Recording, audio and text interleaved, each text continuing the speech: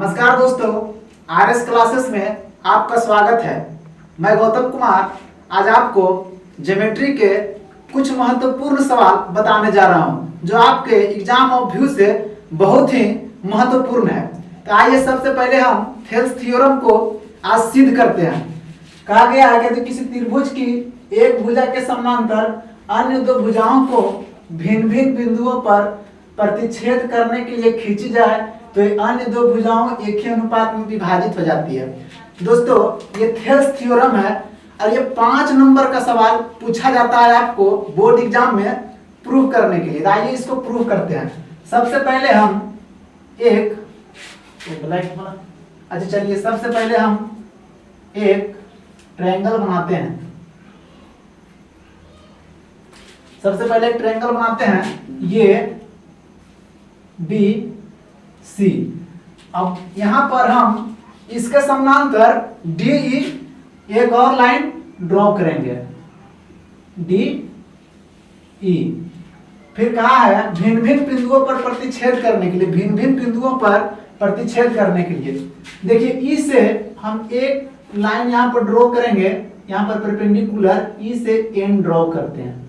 फिर उसके बाद हम डी से एक लाइन और ड्रॉ करेंगे, डी से एम। चलिए यहां तक तो हो गया। फिर कह रहा है खींची जाए। अब देखिए बी को हम ई से मिला देते हैं यहां, फिर डी को सी से मिला दिए। तो देखिए हमको बनाना कैसे, इसको प्रूफ कैसे करना है। सबसे पहले है देखिए सिद्ध करना है। आपको क्या सिद्ध करना है, ब्लैक वाला लाइए तो।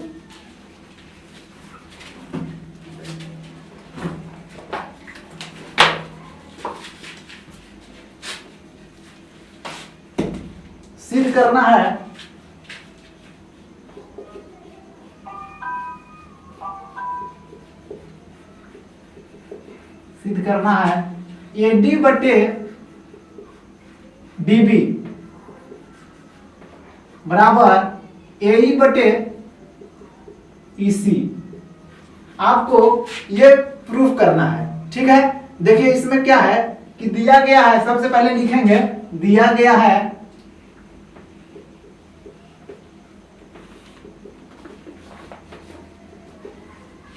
ABC एक त्रिभुज है।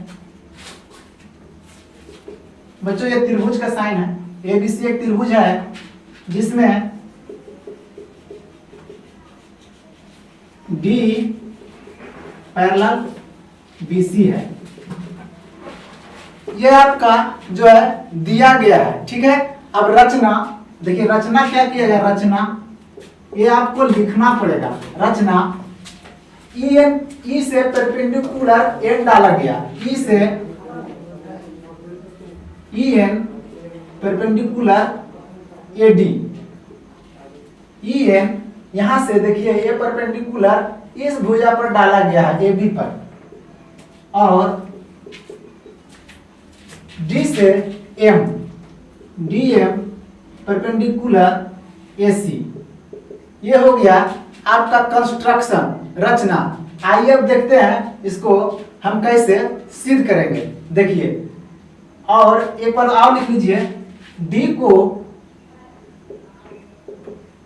E से तथा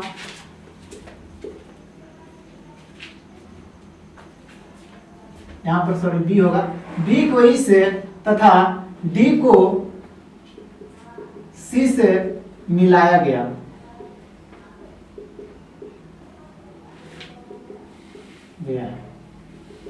आइए अब देखिए, अब हम त्रिभुज ADE में देखेंगे। सबसे पहले त्रिभुज यहां पर लिखते हैं त्रिभुज ADE में देखिए AD में देखेंगे कि ADE का क्षेत्रफल, देखिए ADE का क्षेत्रफल होता है होगा इसमें हाफ गुने आधार। आधार हम AD को मान लेते हैं, AD में आधार हम AD को मान लेते हैं, तो हाफ गुने AD। ऊंचाई इसके अनुसार ऊंचाई हो जाएगा EN, इसके अनुसार ऊंचाई होगा EN। देखो छात्रों कि यहाँ पर यही दिया हुआ है ना, आपको हम आधार एडी मानते हैं। देखिए हम थोड़ा सा बना के आपको क्लियर करते हैं। ये होगा आधार, अगर हम एडी मान लिए यहाँ पर, और यहाँ पर ई से एन एक, यहाँ पर ये ऊंचाई है ई से एन एक परपेंडिकुलर डाल दी। देखिए इस प्रकार बनेगा कि नहीं बनेगा, देखिए तो यहाँ पर एन हो जाएगा और ये ई हो गया, यही दिया हुआ है ना। यही चीज अगर इसको हम उल्टा कर देंगे, एडी को हम घुमाकर नीचे ले आए थोड़ा सा, और ई को ऊपर चला गया और एन इसका ऊंचाई हो गया, तो त्रिभुज में ई एन ऊंचाई हुआ कि नहीं, तो वही हाफ गुने एडी यहाँ से यहाँ तक आधार हो गया और ई एन आपका ऊंचाई हो गया। इसको समीकरण हम फर्स्ट मान लेते हैं। उसी प्रकार अब हम त्रिभुज देखेंगे बी डी, अब हम त्रिभुज देखेंगे बी डी ई में, अब हम त्रिभुज बी डी ई में, उसी त्रिभुज बी डी ई में, बी डी ई में देखेंगे, देखिए बी डी ई में देखेंगे कि हाफ, अवरधार हम बीडी को मानते हैं, अवरधार हम बीडी को मानते हैं, तो इसका ऊंचाई ई एन हो जाएगा, इसका ऊंचाई ई एन हो गया। इसको हम समीकरण सेकेंड मान लेते हैं। अब देखिए समीकरण इक्वेशन फर्स्ट, अब हम यहाँ पर लिखेंगे त्रिभुज, हाँ इक्वेशन फर्स्ट एंड टू से, अब त्रिभुज ए डी ई, त्रिभुज ए डी ई बटे त्रिभुज बी डी ई, त्रिभुज बी डी ई, देखिए यहाँ पर लिखते हैं। तो यहाँ पर दिया हुआ त्रिभुज ए डी में हाफ गुने, तो यहाँ पर हाफ हम लिख देंगे, यहाँ पर फिर ए डी है तो ए डी लिख देंगे, यहाँ पर ई एन है ई एन लिखेंगे, और त्रिभुज बी डी में दिया हुआ है हाफ गुने बी डी गुने ई एन। देखो बच्चों हाफ से हाफ कट गया और ई एन से ई एन कट गया, अब हमारे पास हो गया ए डी बटे बी डी। इसको समीकरण थर्ड मान लेते हैं। चलिए इसको समीकरण थर्ड मान लिए, अब यहां पर आ जाइए। अब उसी प्रकार पुनः अब यहां पर लिखते हैं उसी प्रकार, अब पुनः अब यहां पर लिखते हैं पुनः ए डी में फिर त्रिभुज ए डी ई में। अब क्या होगा, फिर हम हाफ गुने, देखिए ए डी में हाफ गुने, अब आधार हम मानेंगे ए ई को, अब आधार मानेंगे ए ई को, ए ई को आधार माने तो इसका ऊंचाई हो जाएगा डीएम, इसका ऊंचाई हो जाएगा डीएम। यहां पर देखिए छोटा सा यही तो चीज दिया हुआ है ना, यही चीज दिया हुआ है कि आधार हम मान लिए, आधार ए ई को हम आधार मान लिए, ए ई को आधार मान लिए। यहाँ पर देखिए अगर हम ए ई को आधार मान लिए तो यहाँ पर हम देखिए इसी प्रकार दिया हुआ ना, यहाँ से ऊंचाई हो जाएगा इसका डीएम, डीएम हम कहाँ पर दे देंगे, अगर हम ए ई को मान लेते हैं तो ये हो जाएगा एम, ये हो जाएगा डी, ये ऊंचाई हो गया डीएम। तो चलिए डीएम, अब देखिए इसको, अब फिर त्रिभुज सी डी ई में, फिर त्रिभुज सी डी ई में, त्रिभुज सी डी ई में, इसको समीकरण 4 मान लीजिए, ठीक रहेगा। त्रिभुज सी डी ई में, अब देखिए त्रिभुज सी डी ई में क्या होगा, हाफ गुने आधार हम मान लेते हैं इसी को, आधार मानते हैं इसी को, आधार मानते हैं इसी को, तो इसका भी ऊंचाई हो जाएगा, इसका भी ऊंचाई हो जाएगा डीएम। अगर आधार हम इसी को मानेंगे तो ऊंचाई डीएम। कोई जरूरी नहीं है कि कोई त्रिभुज का ऊंचाई त्रिभुज के अंदर ही हो, त्रिभुज के बाहर भी उसका ऊंचाई हो सकता है, इसलिए त्रिभुज हाफ गुने इसी गुने डीएम, यहाँ डीएम हो जाएगा समीकरण 5। अब देखिए इक्वेशन, यहाँ पर इक्वेशन 4 एवं 5 से, चलिए ये वाला चीज यहाँ पर उतारते हैं। इक्वेशन 4 एवं 5 से त्रिभुज ए डी का क्षेत्रफल बटे त्रिभुज सी डी ई का क्षेत्रफल करेंगे, तो हाफ गुने ए गुने DM बटे हाफ गुने EC गुने DM। अब देखो बच्चों, हाफ से हाफ कट गया और DM से DM भी कट गया, तो हमारे पास आ गया यहाँ पर AE बटे EC। इसको हम समीकरण 6 मान लेते हैं। अब देखिए, अब क्या है, अब यहाँ पर एक चीज आपको समझना पड़ेगा कि त्रिभुज BDE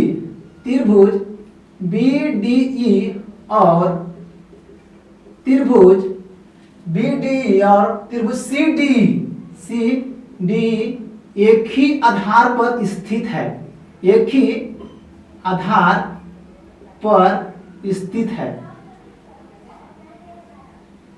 त्रिभुज एक ही आधार पर स्थित है तथा एक दूसरे को मध्य बिंदु पर प्रतिच्छेद करते हैं तो दोनों का क्षेत्रफल दोनों आपस में बराबर होंगे। तो त्रिभुज BDE इक्वल टू त्रिभुज CDE।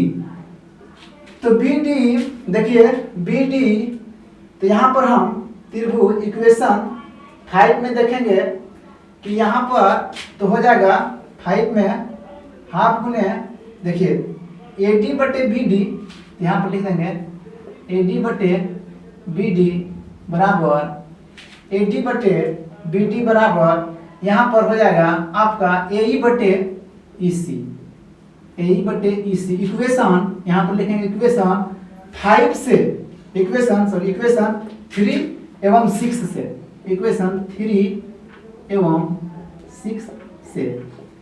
तो AD बटे BD बराबर AE बटे EC। आपका यही प्रूव हो गया, यही आपको साबित करना था। जो नेक्स्ट क्वेश्चन देखते हैं, ये भी ज्योमेट्री का है और ये भी मीडिया ही सवाल है,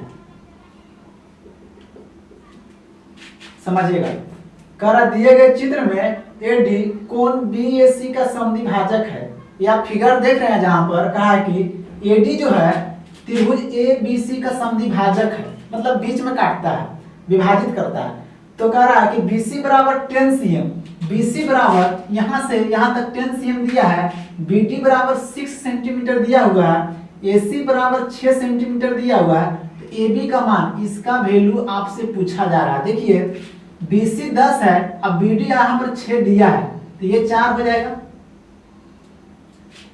अब आपसे AB का मान पूछा है। देखिए अगर कोई बिंदु अगर कोई बिंदु BC को AD पर बीच में समद्विभाजक करे तो इसका फॉर्मूला होता है AB बटे AC बराबर BD बटे DC। यहां पर लिख देंगे BD बटे DC। अब आइए देखिए AB तो हमसे पूछा जा रहा है, AB बटे AC का वैल्यू 6 दिया हुआ है, BD का वैल्यू आपको यहाँ पर 6 दिया हुआ है, DC 4 है। अब देखो बच्चों, 4 को AB में गुना करेंगे 4AB, 6 को 6 में गुना करेंगे 36। अब AB बराबर हो जाएगा 36 बटे 4 यानी 9 सेंटीमीटर। ये 9 हो गया। AB बराबर आपका 9 सेंटीमीटर, यही हो गया आंसर।